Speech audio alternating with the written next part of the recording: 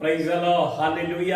അഭിഷേകം മന്ന എന്ന വചന സന്ദേശത്തിലേക്ക് 100ാമത്തെ എപ്പിസോഡിലേക്ക് കർത്താവ് നമ്മെ കൂട്ടിക്കൊണ്ടുവരുമ്പോൾ ഒരു നിമിഷം നമുക്ക് പ്രാർത്ഥിക്കാം. കർത്താവേ, സ്വർഗീയ പിതാവേ, അവിടുത്തെ കൃപാസ്നേഹം കൊണ്ട് നീ ഞങ്ങളെ പൊതിഞ്ഞതിനായി പ്രാർത്ഥിക്കുന്നു. കർത്താവേ, അവിടുത്തെ ശക്തിയുള്ള ദൈവിക അഭിഷേകം ഇന്ന് ഞങ്ങൾ ഓരോരുത്തരുടെ മേലും നിന്റെ അഭിഷേകത്തിന്റെ ശക്തിയെ പകർന്നതിനായി പ്രാർത്ഥിക്കുന്നു. കർത്താവേ, ഈ വചന സന്ദേശം ജീവിതത്തിൽ എപ്പോഴും മൂല്യമുള്ളതായി തീരുവാൻ, എപ്പോഴും അഭിഷേകമുള്ളതായി തീരുവാൻ വചനം ഞങ്ങളുടെ ഉള്ളിൽ ക്രിയ ചെയ്യത്തക്ക വിധം എന്റെ കർത്താവ് ഇന്ന് ഇടയാക്കുന്നതിനായി പ്രാർത്ഥിക്കുന്നു. കർത്താവെ, ശക്തമായ അഭിഷേകത്തിന്റെ പ്രവൃത്തി കൊണ്ട് ഇന്ന് നീ നിറയ്ക്കണമെന്ന് പ്രാർത്ഥിക്കുന്നു. കർത്താവെ, ജീവിതത്തിന്റെ എല്ലാ ആവശ്യങ്ങളും ആഗ്രഹങ്ങളുടെ മധ്യേ പ്രവർത്തിക്കുന്നവന്റെ വലിയ ദൈവ സാന്നിധ്യം ഇപ്പോൾ തന്നെ കടന്നു വരട്ടെ എന്ന് പ്രാർത്ഥിക്കുന്നു. കർത്താവെ, വചനത്തിന്റെ വെളിപ്പാടുകളാൽ നിറയപ്പെടേണ്ടതിന് കർത്താവിന്റെ ആത്മാവ് ശക്തമായി ക്രിയ ചെയ്യേണ്ടതിനാ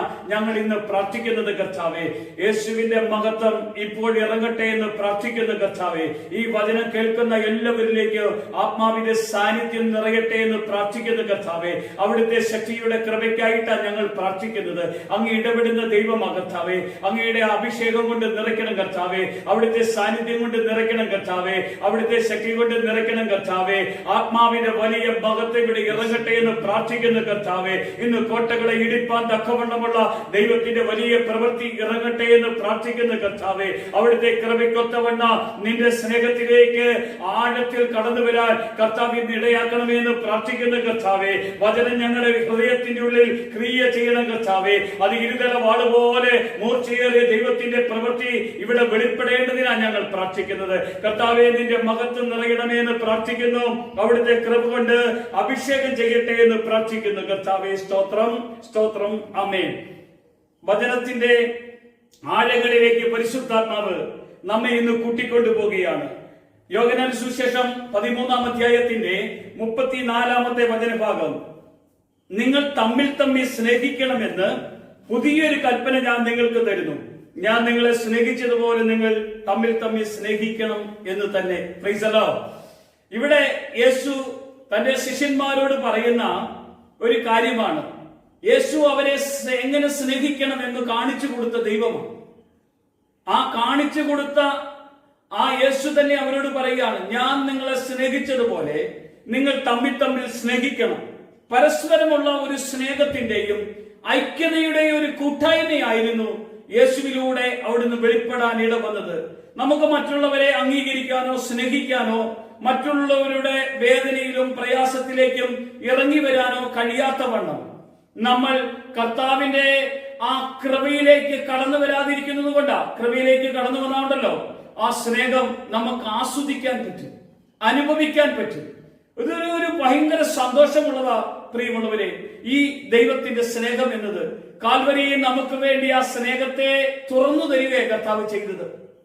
കർത്താവ് തന്റെ മരണം ആസ്വദിക്കുമ്പോൾ തന്റെ ക്രൂശിത മരണത്തിലൂടെ വെളിപ്പെട്ട സ്നേഹം, ഒരാൾ പോലും നശിക്കരുത്, ഒരാൾ പോലും പാപത്തിലേക്ക് പോകരുത്, ഒരാൾ പോലും അവന്റെ സ്നേഹം വിട്ടു പോകരുത്, ഒരാൾ പോലും കർത്താവിന്റെ ഇഷ്ടത്തിന് അനുസൃതമല്ലാതെ ജീവിക്കരുത് എന്ന് കർത്താവ് ആഗ്രഹിക്കുന്നത് കൊണ്ടാ കർത്താവ് ഇങ്ങനെ പറഞ്ഞത്.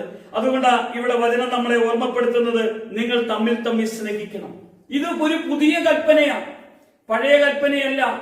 പഴയ കൽപ്പന ഒരു കർണത്തടിക്കുന്നവന് മറുകർണം കാണിച്ചു കൊടുക്കുക എന്നല്ലായിരുന്നു.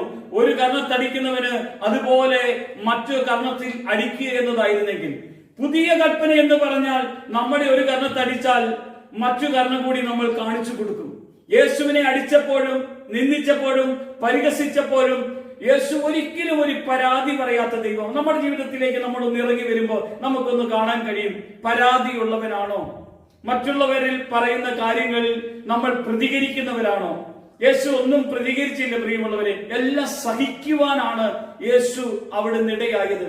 എല്ലാം ക്ഷമിക്കുവാണ് യേശു ശിഷ്യന്മാരോട് പറഞ്ഞത്. ക്ഷമയെ കുറിച്ച് പറഞ്ഞത്, നിങ്ങൾ എത്ര പ്രാവശ്യം ക്ഷമിക്കണം? 770 പ്രാവശ്യം എന്നാണോ? 770 പ്രാവശ്യം എന്ന് നമ്മൾ കാൽക്കുലേറ്റ് ചെയ്താൽ അത് 790. അതല്ല ഇവിടെ കർത്താവ് പറഞ്ഞത്.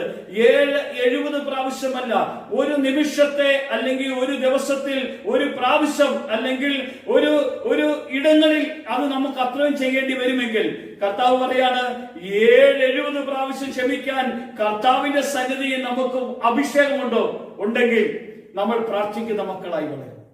കർത്താവിന്റെ സ്നേഹത്തിൽ നമ്മൾ നിറയുന്നവരായി മാറും. ഈ സ്നേഹം നമ്മുടെ ഉള്ളിൽ വന്നെങ്കിലോ ക്ഷമിക്കാൻ പറ്റുകയുള്ളൂ. സ്നേഹം ക്ഷമിക്കുന്നതാ, അത് കരുണയുള്ളതാ, അഭിഷേകമുള്ളതാ, ദൈവശക്തിയുള്ളതാ. പ്രിയമുള്ളവരെ, ഈ 100ാമത്തെ എപ്പിസോഡിൽ നമ്മൾ ഒന്നിച്ച് കർത്താവിനോട് കൂടെ ആയിരിക്കാൻ കർത്താവ് ഇടയാക്കട്ടെ. അവിടുത്തെ ശക്തിയും കൃപയും നമ്മുടെ എല്ലാവരുടെ മേലും ഉണ്ടാകുമാറാകട്ടെ. യേശു അനുഗ്രഹിക്കട്ടെ. യേശുവിന്റെ നാമത്തിൽ തന്നെ ആമേൻ.